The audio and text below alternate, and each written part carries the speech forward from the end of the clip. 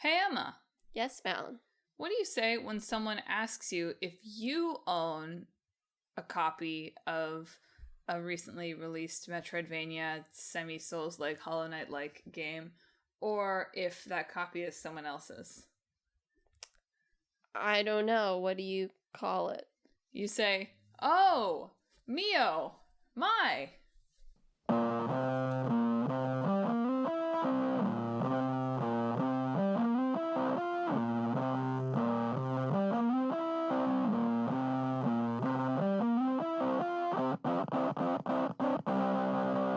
Hello and welcome to Talk This.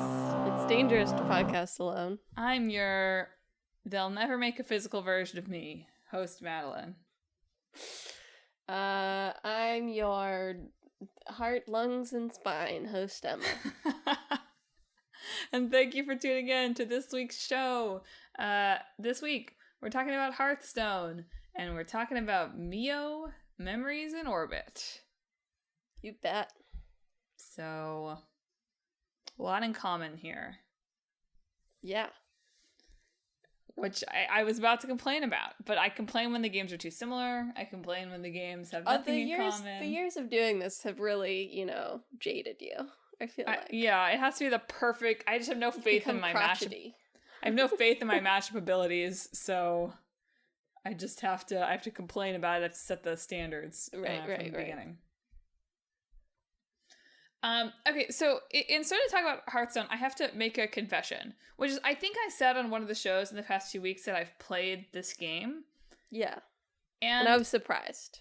I want to be clear that the game that I was thinking of was Grindstone, which is available on the best deal in gaming, Apple Arcade.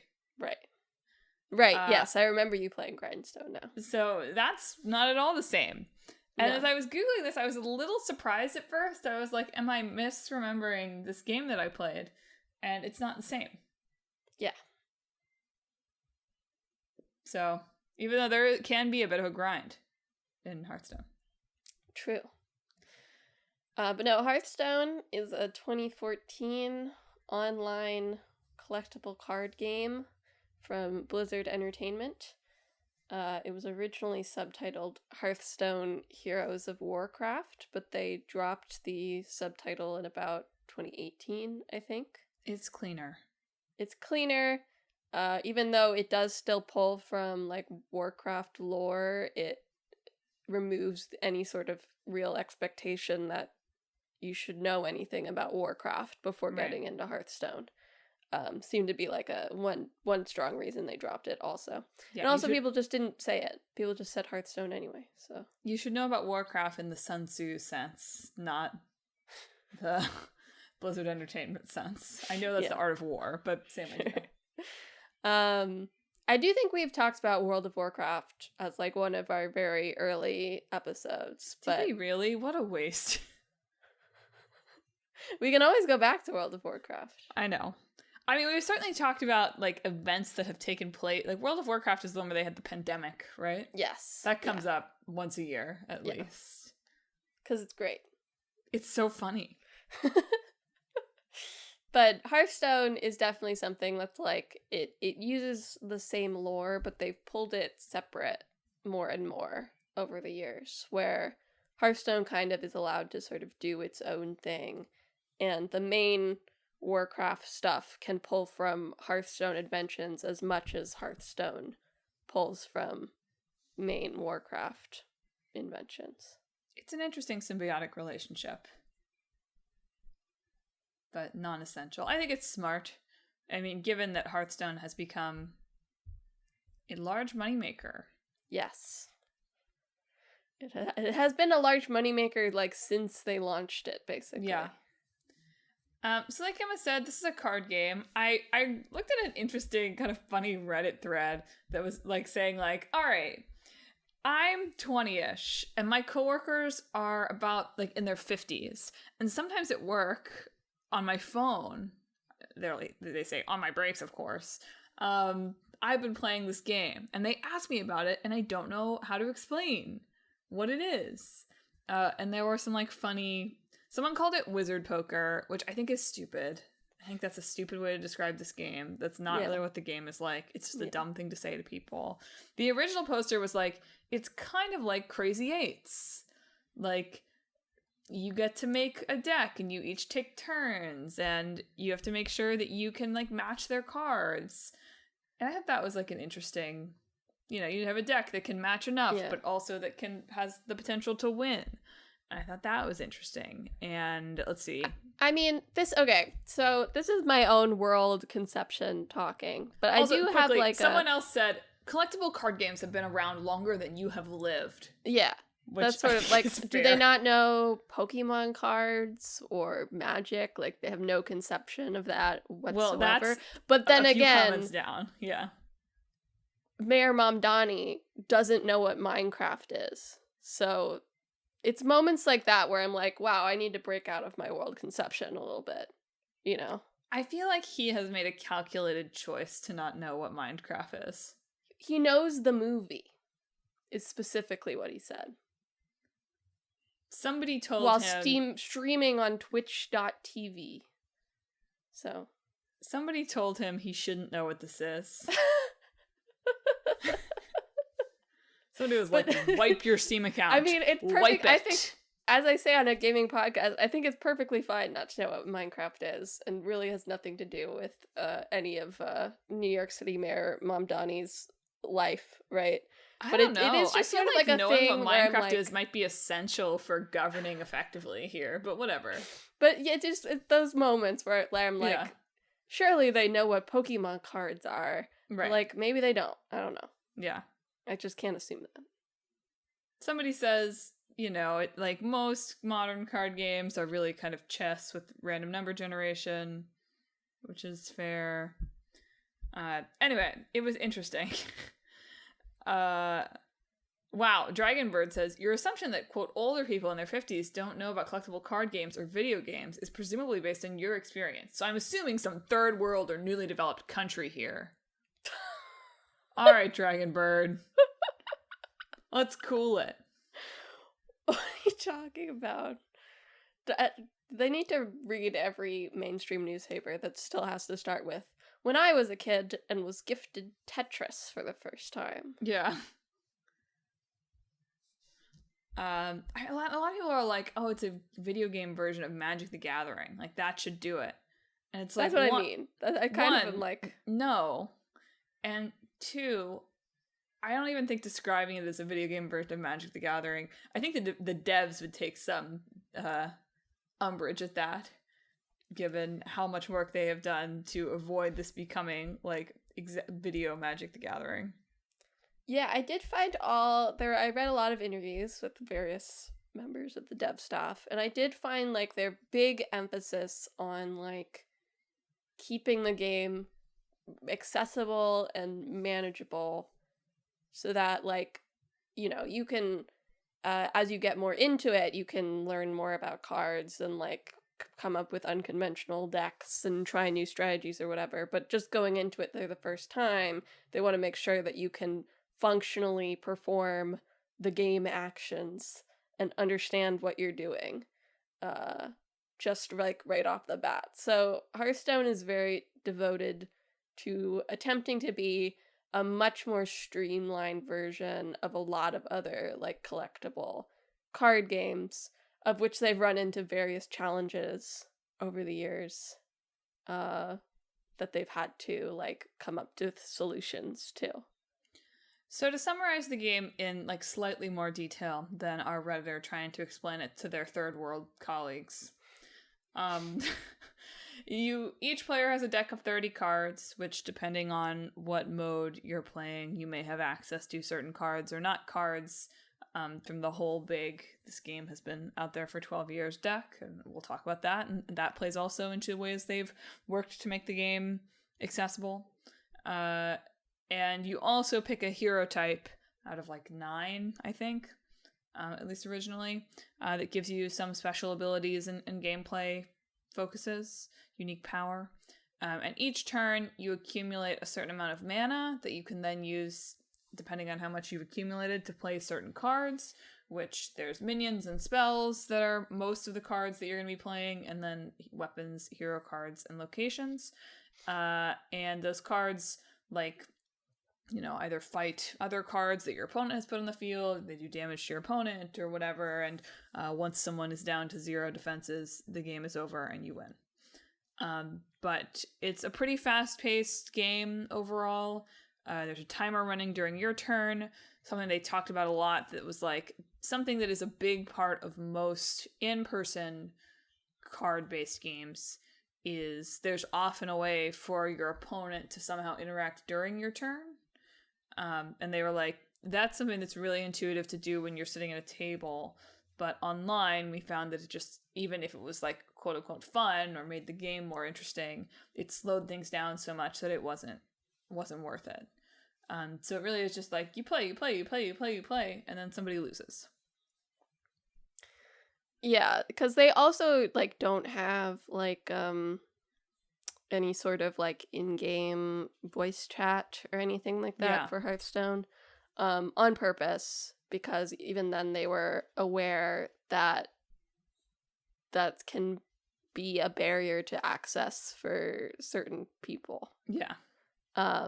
Because people are encouraged or feel enabled to be nasty immediately over voice chat, particularly if you sound a certain way. So they talk about like wanting it to still feel like there's someone on the other side, and you're not just playing against a computer. Mm-hmm. So you can like send phrases to each other, and I think there's ways to like add friends and stuff too. Mm-hmm. But like, so there's a sense that there's somebody there, and you can express some personality in that way, but without it getting fully into like swearing each other out. Yeah. But that also, like, maybe if they had like a chat function, something like playing during turns might have worked better. But again, went against like this idea of accessibility that they were really, really into. Yeah. And you know, so this game, it's weird, right? Because on one hand, obviously it's Blizzard, and so much of the way they designed this seemed so geared toward making sure it reached as many players as possible. Yeah. That there's a weird, not tension, but just like a weird interest or an interesting contrast between it's 2008 and we have these 3 giant pillars of the company. All right. Yeah. StarCraft, World of Warcraft. Why am I not remembering the other one? Whatever the other one is. And that felt vulnerable, I guess, to Blizzard to say, oh no, we have 3 very successful franchises. Uh-oh, that's bad. I mean, whatever, it's good to be like thinking about diversifying, but what a situation to be in. And so they also saw, hey, look, people are making tiny games and putting them out online. Why don't we have a tiny team? Try to do that. And then sort of ironically, right, of course, Tiny Team churned out this game that also became a huge company pillar. Yeah. Yeah, they started developing it at a time when the highly influential works World of Goo and Braid were coming out. I say that somewhat sarcastically just because it's funny to think about, but they were quite at the time. Yep. Big deals. This is from like a big The Guardian feature on Hearthstone. Did a huge feature. A few years ago. And so there were all these digital download platforms. There were these more games that were releasing interesting things more quickly to really big audiences still, right? Because they weren't overflowed with stuff at that point. Yep. And they don't have to be burned on the discs. They can just sort of be made by small teams and sent out there. And Blizzard was like, we can't do that. We should do that. So they made Team 5 to essentially try to make a more experimental type of game. But mostly they've been working on Hearthstone. Yes. Unfortunately for them, they picked a bunch of nerds who liked Magic the Gathering. Yeah. And put them on that team. And so basically they made simpler, easier to access Magic the Gathering. So much so that, like, there was a World of Warcraft physical card game that, by all accounts, seems to have been quite successful.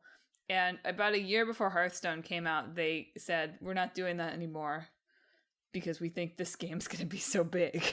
And it's probably, like, the investment is probably a lot cheaper than actually printing the cards. Yep. So, yeah, that is very funny. They already had one, but they're like, this new one. Yeah. And to this day, there is no official physical version of Hearthstone, which they've talked about semi-recently, saying, we don't want to do that. We don't want to do that right now. We think there are things about this game that only work digitally, and so we don't want to make physical ones. Yeah. And I think that makes sense. I think the market for it is probably not as... I mean, I don't know. They're printing money anyway, right? Yeah. I thought the thought process that went into the creation of the different modes was really interesting in a way that I don't often, as someone who doesn't play a lot of these online games, I don't think a lot about the need for this. The creation of the standard mode and the wild mode in particular. Yeah, so at a certain point in the development, I don't remember what year they introduced this, but it was a few years ago. They split the modes in Hearthstone between Wild, in which you can have decks using all sorts of different, all the cards. Yeah, pretty much any card that they have ever made for Hearthstone. And they release expansion packs with a couple hundred cards, like 2 or 3 times a year. Yeah. And then Standard mode, which can have differing limitations on what sorts of cards can actually go in your deck. And they also made Standard mode the standard for like the esport part of it as well.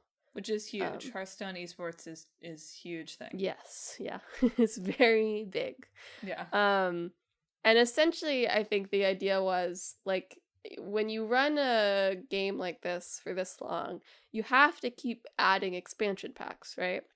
Because that adds more interest in the game. It brings back players, right? It gives players more things to unlock and spend money on. Yes.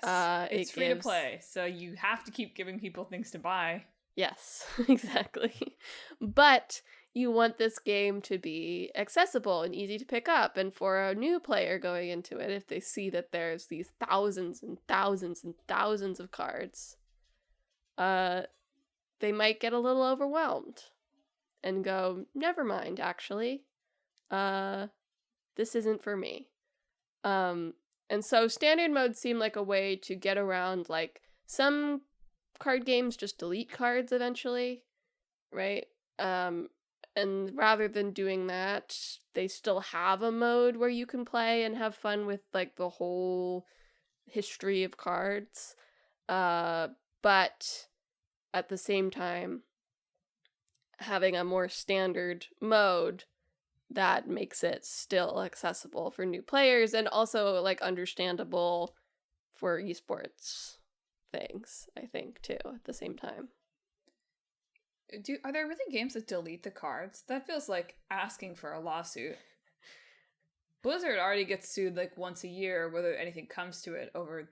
I mean, Hearthstone I think that about the loot boxes of it all. You know, when it's physical, you just stop printing the card, right? Well, and yes, of course. You can't control what anyone's doing in a casual space. But there are cards in Magic, for example, that are banned from competition. No, yes, I understand that from a physical perspective. I just feel like, gosh, wouldn't you get in trouble? They'd been asked before about whether they would delete cards, and they basically said, like, I don't know. Yeah, they do. In almost every interview, they do seem to say, I don't know, or maybe. There was one feature from CNET on Hearthstone, where they did talk a little bit about they're pretty well known and occasionally reviled for not not making meta changes very actively, right? Like, usually you release a card and then tons of player feedback comes in, and then maybe you, like, adjust a card, like, immediately, right? Yeah. And so occasionally Hearthstone gets stuck where there's like a meta and there's like a deck that just wins. Yeah. Right? And players sometimes want Blizzard to like fix it so that that's not the meta anymore. But a lot of times they just wait and see if the players can figure out a deck that makes that meta not work anymore on their own. Yeah. It's an interesting strategy. Yeah. Because it is an interesting balance. Because, like, you don't want your game to get stale. But if there's so many cards, surely, if you just work hard enough, you can come up with an idea that renders that deck not as useful anymore. Right? Yeah. Yeah, I hadn't really thought about, I had thought about Standard as it's obviously if not clever, then at least effective way to continue to promote your cash cow game to other gamers.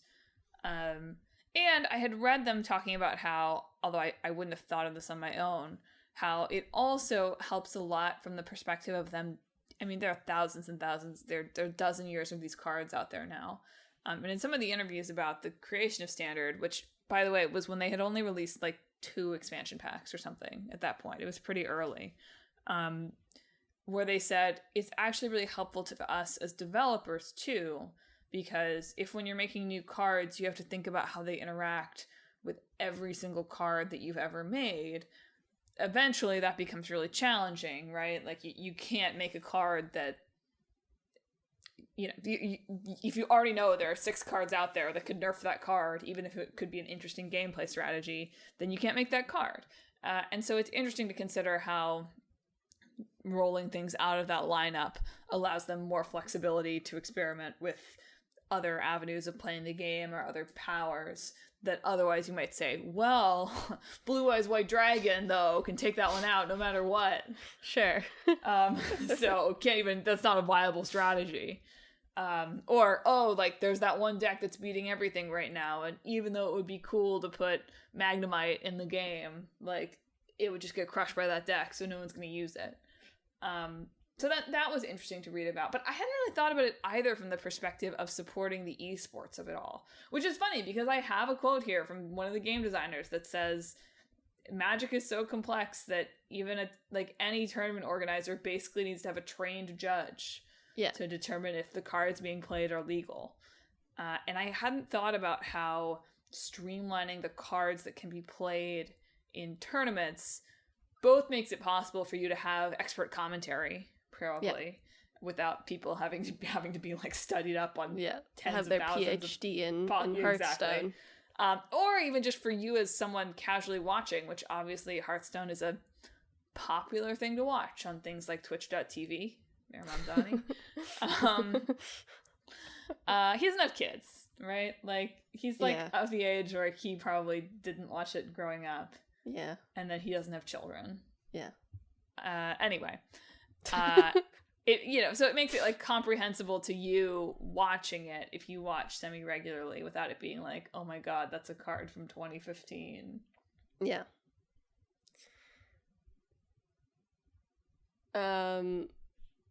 They also, I think this was in like a GameSpot interview where eventually they started going into really specific questions where I was like, cool.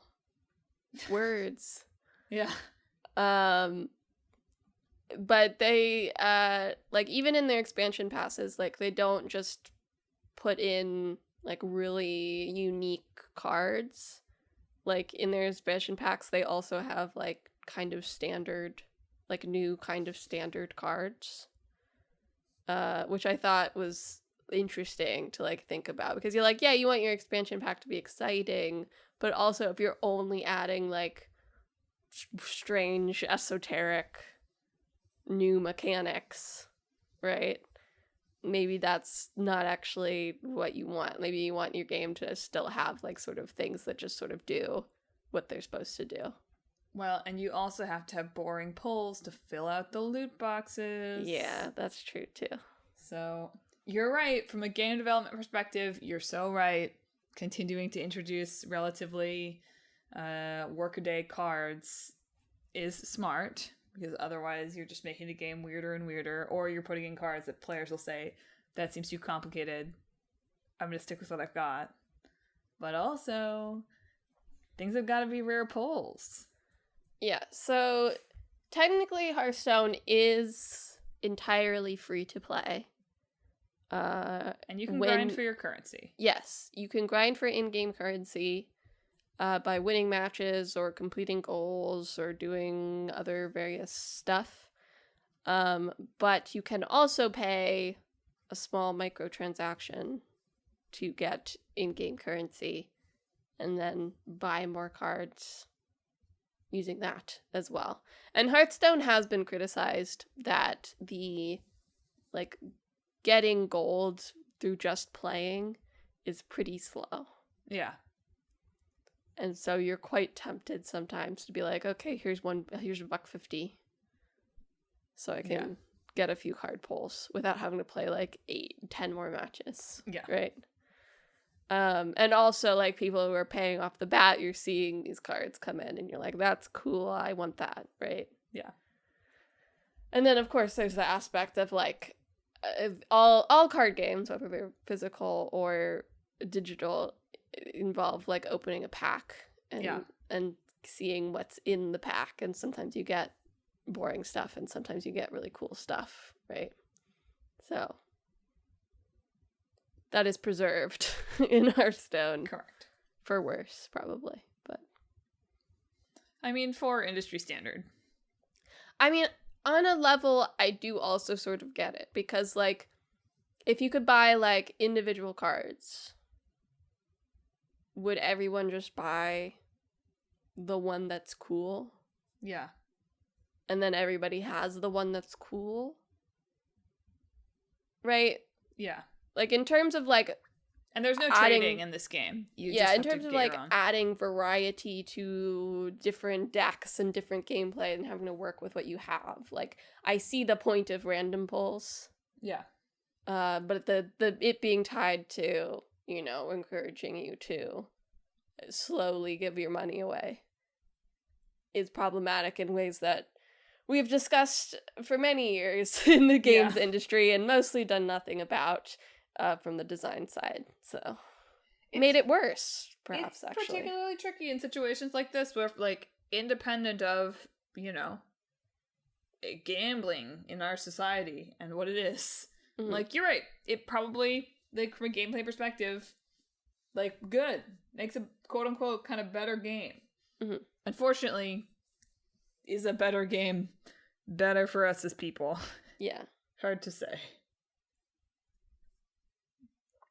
Also need to call out a sort of significant Hearthstone controversy of a few years ago, which is when they banned a player and briefly stripped his prize money, although I think that got restored for mentioning the Hong Kong protests at the time on a tournament stream. Yep. A lot of money in games in China. Yep. It did get, Blizzard stuff did get pulled briefly a few years ago, too. So they, lost their contract or whatever it was. But now they're back. Yeah, you're not you're not allowed to say anything about Hong Kong or Taiwan if you're an esports player, is what I've gathered over the years. Gotta know where your bread's buttered. Yeah.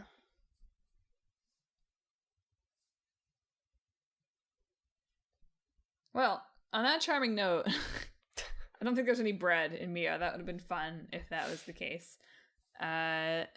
Speaking of games. Sure. Our new game this week is MIO Memories in Orbit, which is a Metroidvania with some Soulslike influences. Although, man, depending on who you talk to, the assessment of the difficulty of this game varies wildly. It really does. It's weird. It makes it hard to talk about. Because on one hand, I wanted to talk about, it's funny now how games of this particular genre, this sort of Metroidvania genre, since Hollow Knight and in parallel with everything FromSoft is doing, like, there is sort of an expectation of a level of difficulty to these that theoretically is not essential to the genre, has certainly not always been essential to the genre, but it's interesting when difficulty gets tied to a type of game. Yeah. But also maybe it's hard to say. Some people are like, it's insanely hard. And some people are like, oh man, like, what a nice break after playing Silksong. I do kind of wonder if that is the determining factor. Yeah, fair enough. Like, did they play Silksong and now we're just, like, so broken that, like, this doesn't even register as difficult anymore? Yeah. And, like, did people not and was like, this is hard? And, like, what? Maybe it's people coming from different, like, schools of Metroidvania, you know? Perhaps. But yes, it came out earlier this year, was developed by 12 Thank you, French sort of speaker. Yeah, I did have to double check that beforehand to make sure I was saying it right. Yes, they're a French indie studio. It was published by Focus Entertainment for everything, basically. Yes. Was apparently, they never announced the state publicly, but their first internal release date would have been Silksongs. Yeah. Which I did find really funny. Yeah. Just the time to release a game like this. But they ended up pushing it by, I guess, like 4 months instead. Probably for the best, because that's about when people were probably finishing up Silksong. And we're like, hell yeah. Well, to quote a user from our Metroidvania, I believe this is a game that people on the sub will start recommending in those I've played Hollow Knight and Silksong, what's next posts. Mm-hmm. So in MIO, Memories in Orbit, you play as Mio, who's a robot exploring the now entirely robot-occupied and run ship, the Vessel, which was originally supposed to be taking humans to a new planet, but something happened and the AI got shut off, some kind of mysterious event occurred, and now all of the, like, robot systems, the pearls, the voices that still exist, you have to, like, find them in the ship and try to figure out what happened and reconnect them and that kind of thing. Yeah. It is definitely very, it's very interested in the body. Yes. As, like, a space. Yes, they all are named after body parts. Yes, and the problem is that the heart of this vessel is weakening, which will, of course, kill the vessel over time. Very interesting mechanic tied to that, because Mio is also sort of tied to the heart of this vessel. You know, you get, like, sort of standard Metroidvania upgrades over time, but as the heart becomes weaker at predetermined points in the story, Mio will lose a point of health, essentially.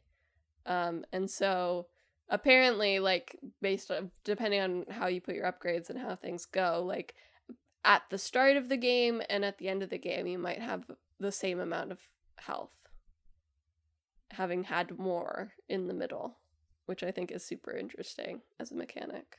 Not everybody loves it. Well, yeah. Yeah. That's why it's interesting. No, I agree. It's just like, apparently it was something they added in, like, the last 6 months of development too. Yeah. Yeah, their previous game was just like a linear platformer. It's called Shady Part of Me. And so apparently they'd learned a lot about making something much more non-linear. For a long time, apparently, they only had one checkpoint right in the heart of the spine of the ship. And, like, every path was supposed to, like, eventually sort of lead you back there. And, like, create sort of this, like, real body, like, structure. But at a certain point, they were like, well, maybe we could have done this if it was, like, really at the start of development. Yeah.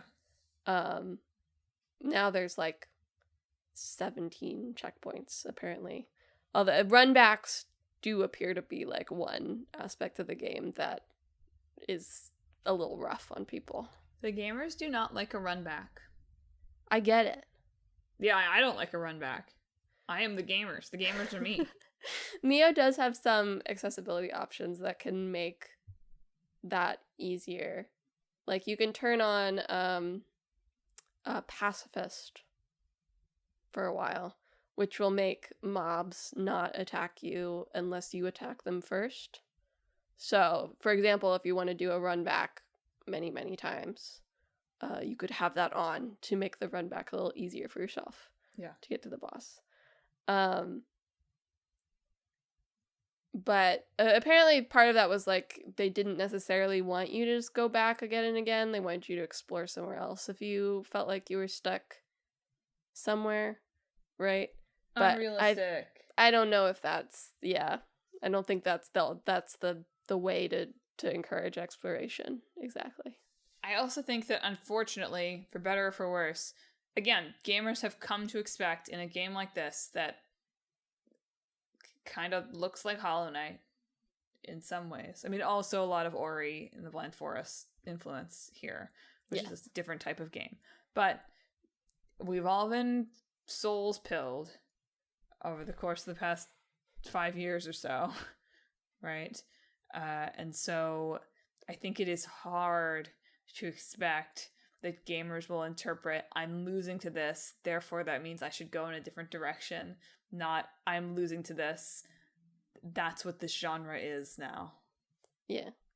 Well, to be fair, one thing that does distinguish it and why MIO is not a Souls-like, actually. But it gets described as one in multiple reviews. So yes, I agree with you that it is not, it does not seem like it is, and it's not, but it is doing enough and has taken enough thematic and vibes influence from that people identify it as one. So, Souls-like is a pretty broad term, but I do think this one mechanic is necessary for something to be called a Souls-like. And there is no, you don't drop souls. Right, that's true. So, when you die in like Dark Souls or Hollow Knight or Nine Souls or The Lies of P or whatever, insert your game here, you drop all like the temporary currency, whatever that is, that you're holding at the moment. And wherever you died, there's like a little thing there, and you have to go back and pick it up if you want it back, right? So ideally you don't go into bosses with a lot of this, just in case. But that's a design that encourages you to keep going back to the same place and trying the same thing, right? Because you have to pick that up and then continue on. Right. MIO, you just lose your temporary currency. If you die, there's no souls left to pick up. You just have lost that currency, which people had complaints about, but you can convert your like liquid currency into something that is permanent at many places in the game from certain robots. And also you pick up a lot of permanent currency anyway. And also a lot of people were like, I didn't encounter like any merchants, so I didn't spend it anyway. I didn't explore well enough, I guess. Yeah. But yeah, so there is a currency that you don't drop. And so it's not that punishing to lose your more temporary currency, right? You don't lose literally everything. Yeah. But it is another way the design doesn't like force you to go back and do the same thing if you're like, never mind, I don't want to do that right now. Totally true. Still think that players have gotten so used to it that even though there's not a body to pick up, they don't need it anymore. Maybe. Yeah. This game got like pretty good reviews overall. Pretty good to quite good. Yeah. The combat, I mean, I saw a couple people that were like, I really like the combat, but for the most part, the combat pretty simple. There's no contact damage though. Yeah. Nice. Which I do agree with. I think is good. Give the people what they want. I don't believe in contact damage. And it's very beautiful looking, as these games kind of have to be now, I think. it is 3D, unlike a lot of other games like this. But they have various rendering effects over it that make it look less computer generated, I guess. Yeah. Look more hand drawn. And also because it's 3D, they can move the camera in ways to sort of reveal hidden paths to you, in ways that are like more subtle than like fake walls, which a lot of these genres have. Yeah. So it is a very cool looking game. Yeah, really beautiful. But then I thought the Kotaku review was interesting, from Moises Taveras, that basically said everything here is pretty good, but, and whether or not this is a fair critique to give to a French indie studio, hard to say. But basically this review said that, well, everything is good, there's sort of like nothing extra. And because you're missing that filler and you're missing a little bit of that like rough character to it, it didn't stick with the reviewer very much, which I thought was an interesting take from an otherwise like quite positive review. Mm-hmm. Yeah, I mean, it's tough because this is definitely a genre that is not quite as inundated as like a Balatro likes or Vampire Survivors likes. I know, Metroidvania's in a little bit of a slump right now. But there are a lot of Metroidvanias coming out over the past few years. Yeah. Thanks to like Hollow Knight and stuff. Yeah. So it is sort of hard to, if you're a slighter one, it can be hard to sort of match up to the masterpieces. Yeah. I mean, there are definitely players who do nothing but Metroidvanias, and so you will have a core audience, right? But whether it'll be like their, one of their top ones is a question. Yeah. I thought it was interesting that the team, you mentioned that the game before this, that they pretty much just made a pretty linear puzzle game. And it seems like what drove them to make this game was, one, they were all playing Hollow Knight and they liked it. And two, they all got really bored having to play test their previous game. Yeah. They were like, I actually want to make a game where I'm not so bored out of my mind having to play it for 5 years. Yeah. It is like thinking about, like making a game that's really only intended for a player to play it once, right? For a few hours. Yeah. But when you're developing it, you're playing it more than once for more than a few hours. Let's hope. And so that I do think that's a real problem of like, you just can't stand your own work anymore. Yeah. And so I understand why they're like, let's make something non-linear. Well, both of these games this week I feel like came out of like, oh, let's do something different. Yeah. Oh, I guess everyone on the team likes this thing. Yeah. Yeah. I'm also always interested in, I don't remember exactly where I read this sort of idea, but this game has large portions where you don't have a map. Yeah. Right? Even when you do have a map, it's not like so detailed, tracking you, whatever. And the design challenge of how to make a player experience that feeling of being lost without feeling totally overwhelmed or lost in a 100% negative way feels like such a challenging challenge. I mean, you know me, I like a map. I like a map. But with something like this, where the level design is like more than half the point. Yeah. Right. Especially, I think MIO is it emphasizes the exploration and platforming parts of the Metroidvania more than it does the combat, I think. Yep, for sure. I understand why they'd be like, at least for a little while, like they should just be exploring and getting familiar with it, so they don't have to keep pulling up the map every time they want to go somewhere. Like they should get some familiarity with like where they are and be able to figure out where they are. Like that makes sense. I remember when you were playing Clair Obscur earlier this year, and they don't have mini maps for their bog standard.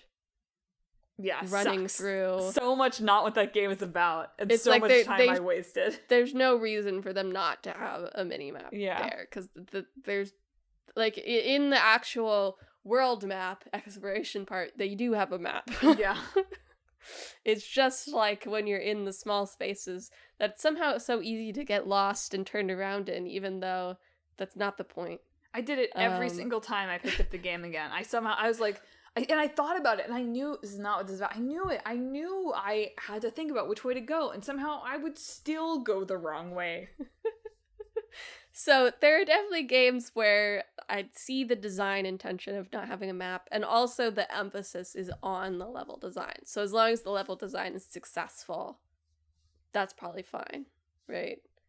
Versus games that are just like, We don't have a map. Fun 'cause UI it's for cool. this. I don't know. Yeah. Yeah. I think it's interesting. Well, are you ready to mash, mashy, mash? I'm ready to mash, mashy, mash. Okay. How do you make a card Metroidvania? What would that even mean? That's what I'm asking. That's my challenge to you. Okay. I mean, okay, so before I dive into that, the easier mashup of this is to do a more sci-fi focused card game. Sure. Of which there are not so many, right? So the vast majority of these Magic the Gathering like Magicvanias have a fantasy bent. And obviously Hearthstone is World of Warcraft inspired, linked, whatever, so it has a fantasy bent. So the easiest way to do this is to come up with a good sci-fi card game. Okay, I have an unrelated question for you. Please. Is Pokemon fantasy or sci-fi? I think that Pokemon, because it involves very little space or advanced technology, really. That's not necessarily true, though. I know what you're getting at with Pokeballs, but I think that has more in common with a magic summoning spell than it does with, like, actual thinking. Like, Pokemon is not encouraging us to think very much about how any of the technology involved works. Yes, sure. Which I do think is something that, to a certain extent, separates. Well, it doesn't have to be hard sci-fi. You're right. That's true. But I'm just curious whether the vibe, because both of them feel kind of wrong. But like, which one? I think that because Pokemon is mostly about magic beasts. Sure. And you're roaming around relatively natural feeling areas, that feels more stereotypically. Yeah, and you're casting like magic fire spells mostly. Sure. That is more fantasy than sci-fi. All right. Thank you for bringing my unrelated question. I appreciate the question, and I like the way you're thinking about this. But yes, I think the easy mashup here is to try to make a game like Hearthstone that appeals to, like, nerds. Mandalorian and Grogu card game. Yeah. That has little to do with MIO, really, but doesn't really matter. Sure.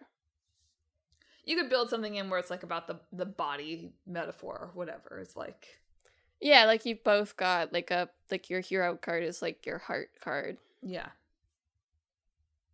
And each of you is like a ship doing ship battle. Yes, exactly. So that's my easy mashup that I'm offering up there. Okay. Which I think is valid. But now I want to try to dig into your what is a card Metroidvania. I mean, unfortunately, I hate to say this, but a card Metroidvania, like, this isn't right? But you have to start with something like Slay the Spire, right? And then you have to think of, how do I pull this back closer to a Metroidvania than a roguelike? Mm-hmm. Right? Because I think that's the first step, right? It's a deck-based thing where you keep going back to the beginning. Mm-hmm. So, I mean, it's a roguelite, right? That's what I'm creating here. Yeah. But a roguelite where what you unlock rather than like new combat sort of abilities, which is like usually is. Yeah. Is like new permanent traversal abilities. Okay.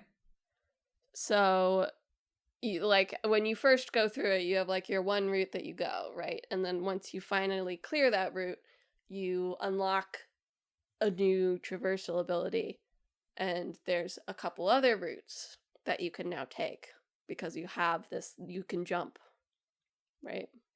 You've learned to jump, you've gotten the jump materia. A question I have, yes, is, are your cards involved in those traversal abilities? Like, is the idea I have a deck, like almost a traversal focused deck, right? Yeah. Where, like, I get, like that game. Let's like say the first person shooter, with the cards and the cringe. Neon White. like Neon White, but Neon White is not quite like that. But yes, but your cards I mean, there's combat ones, but they also have traversal cards. That's true. So yes, sort of like Neon White, which I liked Neon White, so I'm not opposed to this. But maybe a little less real time than that. Yeah. Where yes, you assemble a deck of, let's say, 30 cards because it's Hearthstone, but we'll play test our route lengths to whatever it is, and you go through a route, and at any point there are obstacles that you might be able to clear with, half a dozen different cards that you could have brought, right? Mm-hmm. And you have to bring the right deck to get through. Mm-hmm. That could be interesting. Yeah, it can also be really boring. But... Yeah. It's kind of like turning it into like a old school adventure game in a weird way. Yeah. But you only have a limited number of times that you can jump. Yeah.